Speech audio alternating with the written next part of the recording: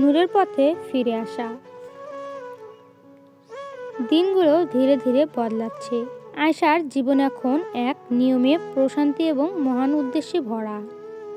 আয়েশা প্রতিদিন সকালে সূর্য ওঠার আগে ঘুম থেকে ওঠে, নামাজ পড়ে, তারপর নিজেকে আয়নায় ভালোভাবে দেখে বলে, আজ আমি কারোর জন্য নূরের আলো হব। তার ভেতরের গ্ল্যামার কুইন এখন নূরের এক মশালবাহী, নূরের ছায়া। এখন কেবল একটি ছোট গ্রুপ নয়, এটা এখন গড়ে উঠেছে এক আত্মিক জাগরণ হিসেবে। আয়েশা ও তার পার্টনারশিপের মেম্বার্সরা মিলে প্রতি সপ্তাহে একবার আত্মিক উন্নয়ন ও ইসলামী জীবনবোধ বিষয়ক অনলাইন ক্লাস পরিচালনা করে। তাদের লক্ষ্য তরুণ প্রজন্মকে ইসলামের সৌন্দর্য দেখানো এবং শেখানো, তবে তা ভালোবাসা ও প্রজ্ঞার মাধ্যমে, কঠোরতা দিয়ে নয়। প্রথম সেশনে আয়েশা তার জীবনের অভিজ্ঞতা দিয়ে বলল, আমরা অনেকে ইসলামকে উপহাস করে চলে আসি, কিন্তু ইসলাম কোনো উপহাসের বস্তু নয়। ইসলাম হলো ভালোবাসা আর আল্লাহর সঙ্গে নিবিড় সম্পর্ক। হল জুড়ে সবাই মনোযোগ দিয়ে আয়েশার বক্তব্য শুনছে। অনেকেই কমেন্ট লিখেছে, আপু আপনি কথাগুলো এমনভাবে বলেছেন যেন আপনার সকল ইসলাম ভিত্তিক কথা হৃদয়ে এসে লাগছে। মাশাআল্লাহ। আয়েশার চোখে পানি নিয়ে হাসল। আয়েশা আবারও বলল যে আল্লাহর পথে মানুষকে আহ্বান করে এবং সৎ কাজ করে সেই সর্বোত্তম মানুষ। সূরা ফুসসিলাত। নূরের ছায়ার প্রভাব ক্রমে বাড়ছে। বিশ্ববিদ্যালয়ের অনেকে এখন নিয়মিত নামাজ পড়া শুরু করেছে। কেউ স্বেচ্ছায় পর্দা করছে, কেউ বা দীর্ঘদিন ধরে পরিবারের সঙ্গে হওয়া খারাপ সম্পর্ক ঠিক করে নিচ্ছে। একদিন এক তরুণী ক্লাসের শেষে কেঁদে বলল, আপু আগে আমি কোনো এক কারণে নিজের জীবনকে ঘৃণা করতাম, কিন্তু আজ আমি বুঝতে পেরেছি বান্দা যতই পাপ কাজে লিপ্ত হোক না কেন, সে যদি তওবা করে ফিরে আসে তাহলে মহান রাব্বুল আলামিন আমাদের কখনো খালি হাতে ফিরিয়ে দেন না। আয়েশা মেয়েটির কথা শুনে মৃদু হেসে বলল, বান্দার প্রতি আল্লাহর ভালোবাসা কখনো শেষ হয় না, আমরা শুধু তার থেকে দূরে সরে যাই। আয়েশা মনে মনে আল্লাহর কাছে শুকরিয়া আদায় করল। এটুকুই ছিল তার দাওয়াতের সফলতা।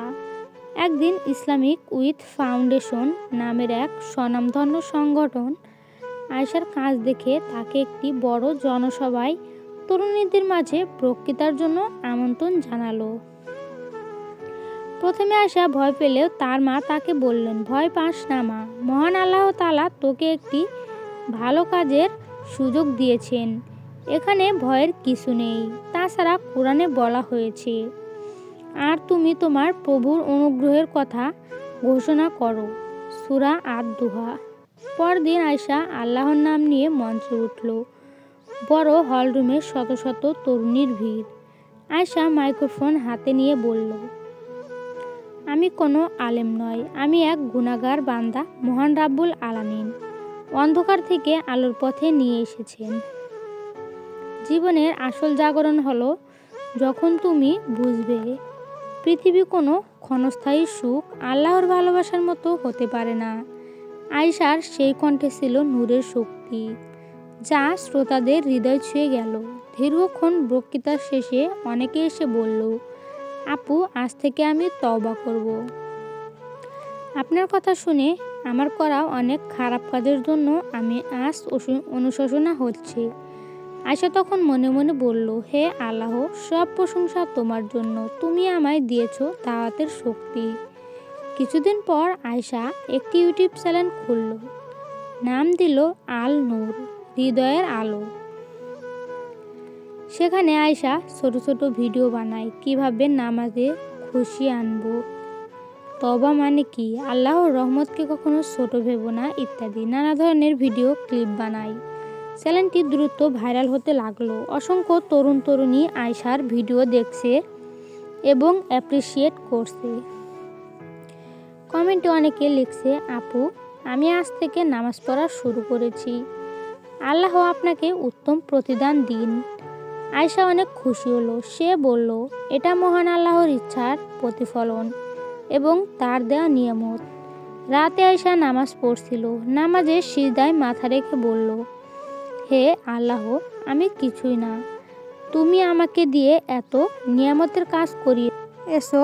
আমি শুধু চাই আমার এই কাজ যেন রিয়া, লোক দেখানো না হয়, বরং যেন শুধু তোমার সন্তুষ্টির জন্য হয়। আয়েশা মনে মনে একটি আয়াত পাঠ করল, যদি তোমরা কৃতজ্ঞ হও আমি তোমাদের আরও বৃদ্ধি করব।